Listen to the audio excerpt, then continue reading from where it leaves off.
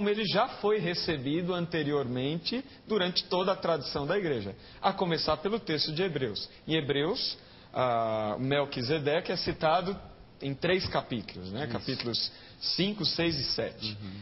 De certa forma é retomada tanto a narrativa de Gênesis quanto a de Salmo, do Salmo 110. E aí ele se torna não mais um personagem que fundaria o culto em Jerusalém, mas se torna, sim, um protótipo, segundo o autor aos Hebreus, de um sacerdócio de Cristo. E é muito interessante porque isso tem base justamente na ideia do dízimo. Porque, segundo a narrativa, Abraão paga o dízimo a Melquisedeque. Portanto, como na cultura judaica a semente está no homem, Levi, que seria o bisneto de Abraão, né, de onde vem o sacerdócio, já estaria em Abraão, pagando o dízimo a Melquisedeque. Entendi. Portanto, Jesus, sendo sacerdote não da tribo de Levi, mas da ordem de Melquisedeque, sem fim, sem começo de dias, sem fim de dias, como está lá na carta aos Hebreus, tem o seu sacerdócio tido não apenas como igual ao sacerdócio levítico, mas inclusive superior. Porque Abraão é inferior no texto de Gênesis, segundo a leitura de Hebreus, a Melquisedeque. Por isso ele paga o dízimo a Melquisedeque. Então essa narrativa é interessante porque ela vai colocar Jesus numa posição de sumo sacerdote ou grande sacerdote, acima do sacerdócio levítico, sendo assim sacerdote de toda a humanidade e não mais de uma raça, de uma etnia. Muito bem, nós vamos para o intervalo e você aproveita para ligar para cá e mandar a sua mensagem eletrônica concorrendo aos brindes que nós vamos sortear amanhã. Volto já. O site para você fazer a sua sugestão é www.hittv.com.br/vejam só. Aproveita e vote na nossa enquete. Hoje nós estamos discutindo se Melquisedeque era um homem, era um anjo ou era o Filho de Deus, né? Quer dizer, antes da encarnação, a aparição de Jesus antes dele ter nascido em Belém. Vamos ver o que as pessoas disseram para a dona Monielle quando ela foi entrevistá-las na rua a respeito de Melquisedeque. Será que todo mundo sabia quem ele era? Vejam só. Na sua opinião, quem foi Melquisedeque? Um homem, um anjo ou filho de Deus? Sem dúvida, um filho de Deus, como nós. Filho de Deus, né? Acho filho de Deus, né? Esquecido, né? Um filho de Deus. A Bíblia fala que ele veio sem genealogia. Era um rei de Salém, sobre o qual ninguém sabia de onde veio. E hoje a gente vê que realmente é um tipo de Cristo. A passagem com Abraão, quando eles vão fazer a ceia, dá o entendimento que ele é um anjo enviado, que tem uma representação messiânica, né? Trazendo a primeira ceia com pão e com vinho, já representando a ceia da nova aliança de Jesus com os apóstolos. Na minha opinião, pela Bíblia, ele foi um sacerdote vindo de Deus. Porque ele foi sacerdote, foi. Agora, pastor Rui Alexandre, tem alguma coisa a ver com a Santa Ceia, o que acontece entre Abraão e Melquisedeque? Não creio. Ali, na verdade, eu creio que foi apenas uma atitude de serviço do sacerdote para com Abraão, né, para com, já representando a nação, que dali uma nação toda que nasceria, né, tipificando também o serviço que Jesus iria fazer, não só em prol da nação judaica, mas em prol de toda a humanidade. Tá. O pastor André, quase todo mundo ali respondeu para Monielle que Melquisedeque era Jesus, tal. Algumas pessoas, não sei se o senhor concorda comigo, mas na minha opinião, responderam filho de Deus como todos nós somos, quer dizer, né? Filho do diabo é que ele não ia ser, né? Mas incomoda o irmão a ideia assim, tão popular de que Melquisedeque era Jesus? A minha pergunta, na verdade, é outra. Na sua opinião, temos muita facilidade de ver Jesus no Antigo Testamento toda hora aparecendo, o anjo do Senhor é sempre o Filho de Deus, o Verbo? Sim, eu acredito que o problema é, mais uma vez, hermenêutico, né? Nós hoje temos...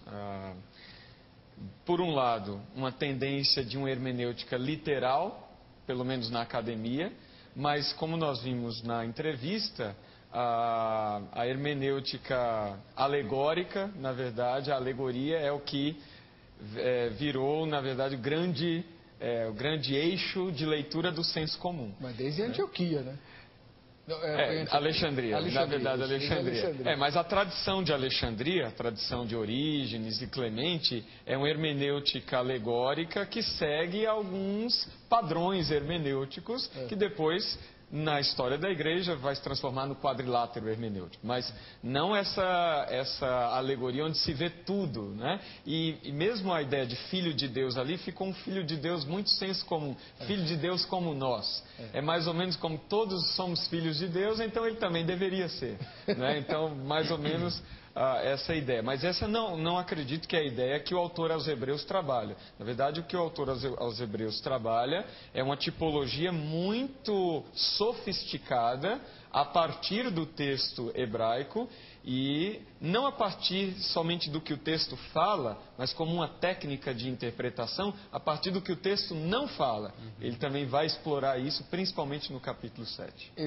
Quando ele omite a genealogia, né? Por exemplo. Transformando Melquisedeque numa figura mística. Exato. Perfeito. Vamos ver agora os telespectadores aqui, o que eles estão comentando aqui pelo e-mail, né? O Luiz Henrique de Londrina, no Paraná. Boa noite, pastor convidado. Sobre o tema e a enquete, tem a opinar que Melquisedeque foi tão humano quanto eu e vocês aí no estúdio. Mas, para apimentar o debate, li em determinado lugar que o mesmo é descendente direto de Sete, filho de Adão, e foi orientado no temor do Senhor por seus ancestrais, principalmente Noé e Sem, pois os mesmos ainda estavam vivos no tempo de Abraão e seus pais. Noé viveu 350 anos após o dilúvio e Sem viveu 500 anos, portanto, contemporâneos de Abraão, pois este tinha 58 anos quando da morte de Noé e Sem ainda vivia. Portanto, tenho para mim que esses foram servos do Senhor que orientaram Abraão, apesar de seus parentes... Abrão, ele fala Abrão, eu estou lendo Abraão, mas é Abrão. Apesar de seus parentes próximos serem pagãos e não terem vivido sob orientação do Senhor, pois Abraão ouviu a voz de Deus e deu atenção e obedeceu a ela. Fique na paz e graça de Jesus. Eu só não entendi por que a conexão com Sem, né, e Noé mudaria alguma coisa na questão de Melquisedeque. Alguém pegou? Na verdade, se a Bíblia não cita nenhuma genealogia dele, automaticamente não dá para fazer esse paralelo com Sem, como eu estava lendo até numa reportagem falando sobre Melquisedeque, falando que ele poderia ser até da família de Caim, dos cananeus. Mas só que se a Bíblia deixa de forma muito clara, lá, o autor de Hebreus, que não há uma genealogia, não há pai, não há mãe, seria uma suposição afirmar que ele veio de Sem, ou de Caim, ou de qualquer outro. Pode ser. A geração de Caim foi destruída no dilúvio. Não tem como. Na verdade, eram todos descendentes de Noé ali. Né? Enfim. Maria Antônia Silva, Guarulhos de São Paulo. Melquisedeque, que eu saiba, foi um homem, rei de Salém, chamado de sacerdote do Deus Altíssimo.